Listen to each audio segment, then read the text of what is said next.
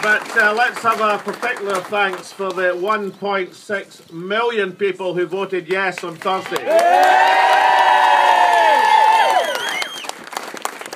I was looking at some of the stats, and now we know the analysis of what happened on Thursday.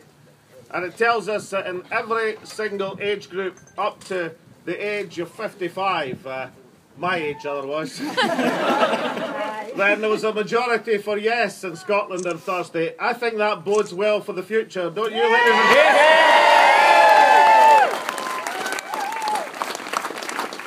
I also had a word with the Chief Executive of the Scottish National Party, Peter Murrell, just before I came out, and he was telling me that we just passed the 10,000th new member who's joined.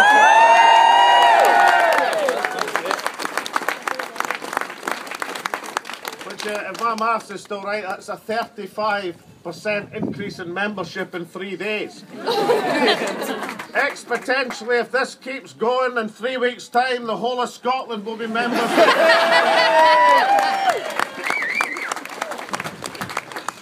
I actually think what happened on Thursday was more than what happened in numbers. I think what was really important is what happened in psychology. Because what happened was, over a period of months, and particularly in the last 2 weeks, there was an absolute battering from the Westminster establishment. Every fear-mongering, every scaremongering tactic was tried, and yet still 45% of the population said yes to a better future. I think, ladies and gentlemen, that's a tremendous result from last Thursday in this country of ours.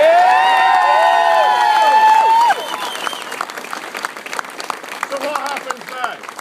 Well, of course, one of the tactics that was tried, and let's face it, it was quite successful in the last few days, was to tell people, look, you don't have to vote yes. Changes are coming. A vow was made. A commitment was given. I wasn't surprised, incidentally, that the Westminster gang started to tear up their commitment. I was only surprised by the brass neck and the speed with which they did it. I had a conversation with the Prime Minister on Friday morning, and he said, congratulations, he said, on a wonderful campaign. I said, that's fine, Prime Minister, congratulations on winning. When is the second reading vote going to be that Gordon Brown promised us when he was setting out the agenda? He said, that's irrelevant, he says. It's not necessary to have a second reading vote because it'll fall, because Parliament will be having an election next year anyway. And then I asked him again, if that was the case, why was it promised by Gordon Brown? And he said, well, that's not what we agreed with the party leaders. But I thought Gordon was the leader of everything. The reason they're not having a vote is David Cameron knows he can't commit his own backbenchers. And when he came out on Friday morning and put in the words that changes in England must move in tandem at the same time with changes in Scotland, he was setting a trap for the Labour Party, which of course they've fallen into hook, line and sinker. There was no mention of a timetable for English changes and Scottish changes when the vow was made in the Daily Record. It was only that this was going to be delivered to Scotland in a timetable. That's what was said, and that is what shall be done. And the guarantors of that, the people who make sure that happens, are not the politicians in Westminster. It's not even Gordon Brown and Alistair Darling. The guarantors of it will be the tens of thousands of Scots who found their voice in political activism over these last months. The guarantors of change are the people of Scotland. They are the guardians of our country.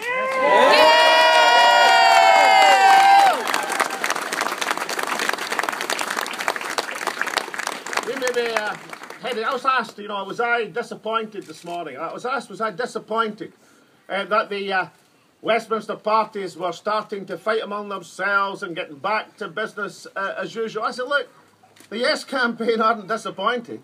We didn't believe them in the first place. The people who are disappointed, the people who are angry, the people who are beginning to smell a rat are those quarter of the folk who voted no, who said they did so because they believed the promises, the vows, the commitments that had been made by the Westminster establishment. These are the people who are angry in Scotland today. We're the people who are encouraged by the enormous grassroots movement towards this country's self-determination. We're the people who are encouraged by so many of our fellow citizens understanding that the route to economic progress and also to a fairer society lies through an independent Scotland. In my life, if you had told me that we would have 1.6 million people voting for Scottish independence, I'd have been pleasantly surprised and pleasantly pleased. We are the people who know that the movement and trend of Scottish society is on our side. And we now have a situation, ironic though it may be, that those of us who lost the referendum last Thursday will end up in the winning side of this argument because Scotland is independent. Now, ladies and gentlemen, I intend to make a slightly bigger report to my constituency association from the hall in New Deer. I think maybe we'll just about get everybody in. I'm not sure you're all going to get a seat, but nonetheless, we'll do our absolute best. Can I thank you enormously for coming out today? I'm overcome. Thank you. Thank you.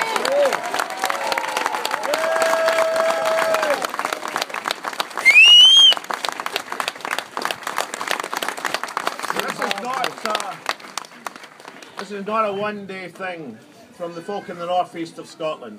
All of my political life, I have depended on the friendship and the solidarity of people in the northeast of Scotland. I would have had nothing in politics if it wasn't for the support of people in this community. And therefore I want to make it clear that while I think it's right and proper, indeed it's inevitable, that we need new leadership in this country because a new generation is going to take us to independence. That is obvious from the demographics, from the age range and the people who voted yes. I believe it's also right and proper that if you have a campaign and you don't win, then you take responsibility for that because that is right and proper. But I am going to serve the people of the northeast of Scotland as long as you wish me to do so.